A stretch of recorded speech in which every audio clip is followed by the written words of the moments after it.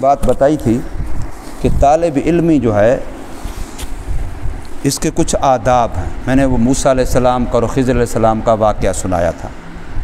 قرآن مجید میں جو سورۃ بروج ہے والسماء ذات البروج، اس سورت کا اگر شان نزول آپ، یہ تفسیر معرف القرآن ہے یا کسی اور اردو کی تفسیر میں آپ اس کا شان نزول پڑھیں تو اس کے اندر ایک واقعہ بیان کیا گیا ہے طالب علم کا۔ اس سورت کے شان نزول میں ایک طالب علم کا واقعہ بیان کیا گیا ہے۔ وہ مسلمان نہیں تھا طالب علم، اس کے ماں باپ بھی مسلمان نہیں تھے۔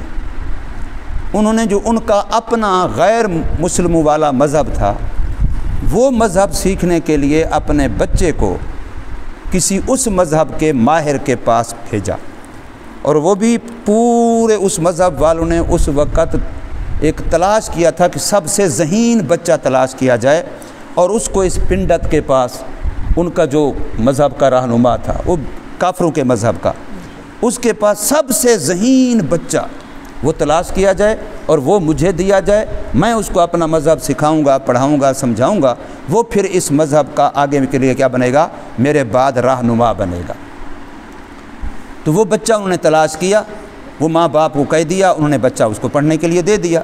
لیکن قدرتی جب بچہ آتا جاتا تھا تو راستے میں ایک مسلمان اس وقت کے لحاظ سے جو نبی تھا، اس نبی کے دین کا جاننے والا ایک مسلمان بھی رہتا تھا۔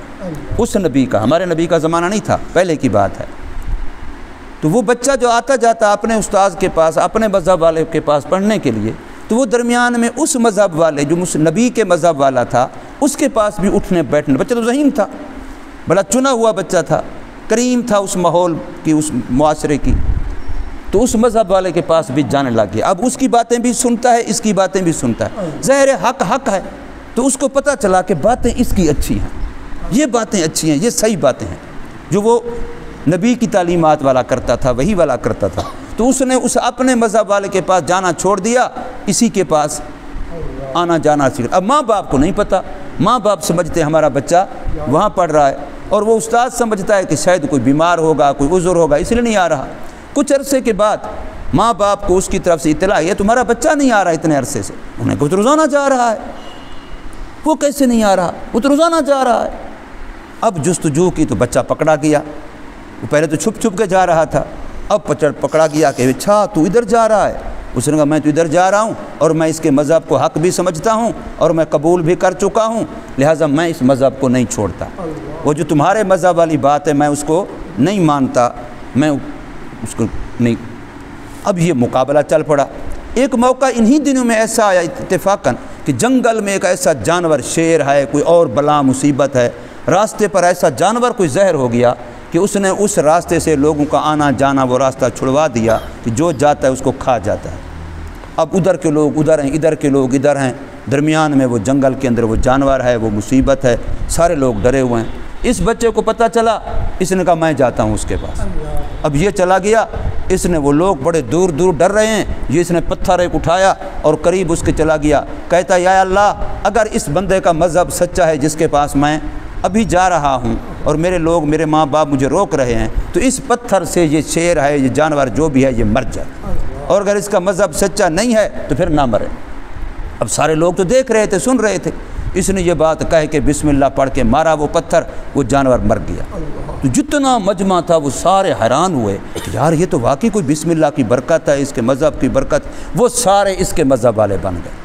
اب وہ ایک کو چیخ رہے تھے، اس ایک سچے طالب علم کی برکت سے ہزاروں کا مجمع سارے مسلمان ہو گئے۔ وہ سارے کیا ہو گئے؟ مسلمان ہو گئے۔ ان کو اور فکر پڑ گئی، ہم تو ایک کے پیچھے پڑے ہوئے تھے، اس نے تو اوروں کی کایا پلٹ دی۔ کچھ دنوں کے بعد اس کے ماں باپ پر لوگوں نے زور دیا، تیرے بچے نے سارا ہمارا تو مذہب برباد کر دیا، ہمارا تو سارا مذہب جو ہے لوگ بدل گئے، فلاں ہو گئے۔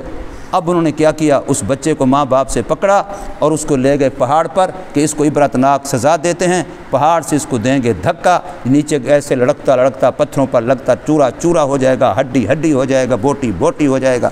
لوگوں کو پتہ چلے گا کہ جو اس کے مذہب والے ہیں چھوڑ دو اس کا مذہب، ورنہ تمہارے ساتھ بھی یہی کریں گے۔ اب اس کو لے گئے بندے، وہاں جتنے بندے گئے اس کو پتھر پہاڑ سے گرانے کے لیے، وہ سارے گر کے مر گئے، اور یہ ویسے کا ویسے واپس آ گئے۔ پھر وہ حیران ہو گئے، یہ بات ہے، اور لوگ اس کو دیکھ کے پھر اور لوگ مسلمان ہو گئے۔ اس طرح سے پانی میں بہانے کے لیے گئے تو وہ بہہ گئے، یہ بچ گیا، آگ میں جلانے لگے تو وہ جل گئے، یہ بچ گیا۔ بڑے حیران ہوئے، یہ مرتا ہی نہیں ہے، ہمارے بندے مارے جا رہا ہے، اور اس کی وجہ سے اور لوگ مسلمان بھی ہو رہے ہیں، سارے مذہب بھی بدل رہے ہیں، حکومت پریشان ہو گئی۔ تو اس نے پھر ان کو خود کہا کہ دیکھو اگر تم مجھے مارنا چاہتے ہو تو میرے اللہ کے نام پہ مجھے مارو گے تو میں مروں گا، ورنہ تمہارا باپ بھی مجھے نہیں مار سکتا۔ بسم اللہ الرحمن الرحیم پڑھ کے مجھے مارو، گولی مارو، چھری مارو، تیر مارو، نیزہ مارو، کوئی چیز مارو، میں مر جاؤں گا، لیکن اس کے علاوہ تم مجھے نہیں مار سکتے ہو۔ اچھا، اس کو تو اس طریقے سے مار دیا۔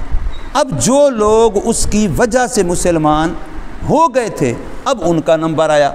اب یہ قرآن مجید کی سورہ جو سورہ بروج جس کا میں حوالہ دے رہا ہوں، اس میں آگے لفظ ہے اصحاب الاخدود۔